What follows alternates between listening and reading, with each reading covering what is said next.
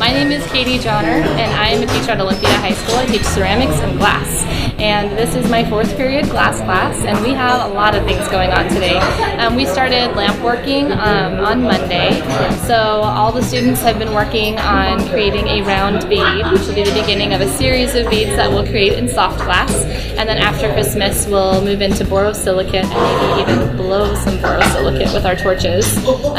Simultaneously, we have a group of students working on individual projects that they've proposed themselves that have incorporated warm glass through using the kiln. So those are things like kiln-fused glass, but also like things like coral bowls and frit bowls, or other types of manipulating techniques using the kiln and glass when it's warm.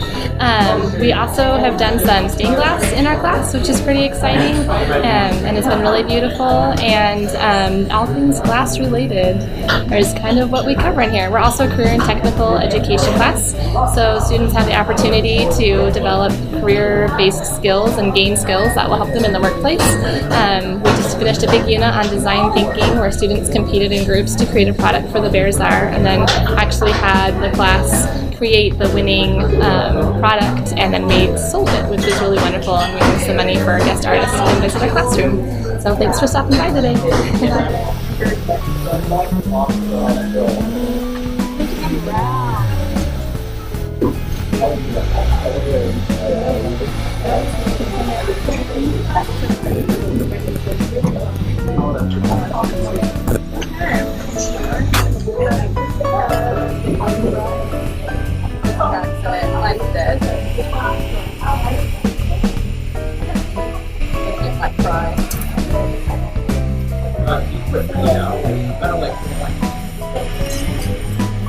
That don't need a mantle right now.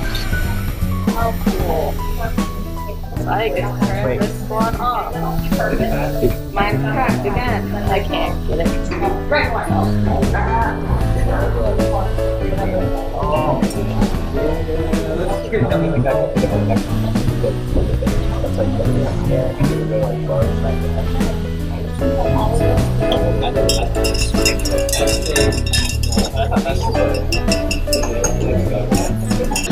So I'm painting this blue, and then I'm gonna take like a really fine needle and like draw a design in it, and like cover this whole thing, which is like my design. So I'm like going to try to do like a freehand thing type of vibe.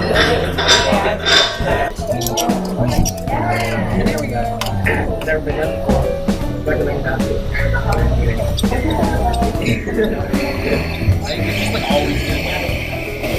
So these are some of the projects that we've worked on so far this year. Using the kiln for fusing glass, we start by cutting glass and layering it to create a design, and then we can fire it once in the kiln and get a flat object. And then from there we can fire it a second time in a mold, and after it's heated up we can change the shape to create different types of dishes. So this is an example of some slopping we've done. Here's another little lovely bowl made by a student in 5th period. This is an example of some kiln carving we've been playing with, which is a way of using different types of materials to put underneath the glass when we fire it that create patterns or textures. We've created some different types of keychains or other items using hooks, and then right here we have some components that we've begun making where we can stack different types of scrap glass together, fuse it into a giant puddle, smash it with a hammer, and then turn it on its edges and fire it again to make different components we can integrate into kiln-fused projects or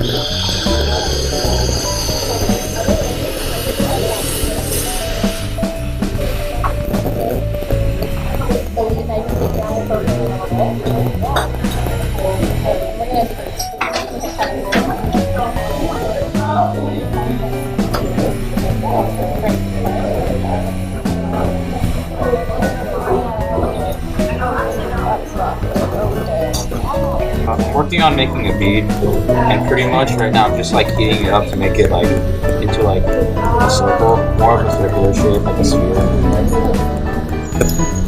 So you just do a single bead at a time? Yeah, we do a single bead at a time. So what are you trying to make ultimately? Well, like with this, we could either make like a necklace, like you know, a little thing on like on the wrist or something like that. But or just like I don't know, use it for like decorations or whatever. So is this easy, hard? Like what have you run into that's been difficult? Pretty much starting working with the fire, like the torch is kind of hard because it's kind of scary whenever you like light it for the first time. It's like a huge burst of like flame that just, you know. But other than that, like after you make like one or two, I think it gets a lot easier and a lot easier to work with. Your plants? Okay, watch you give up halfway then. No, yeah, that's true. Do you want to see the plant I just got? Yeah. Mother. You'll put it in the kiln and be like, hey, mother, I want to do this. What? I just grabbed it. Where'd you grab it?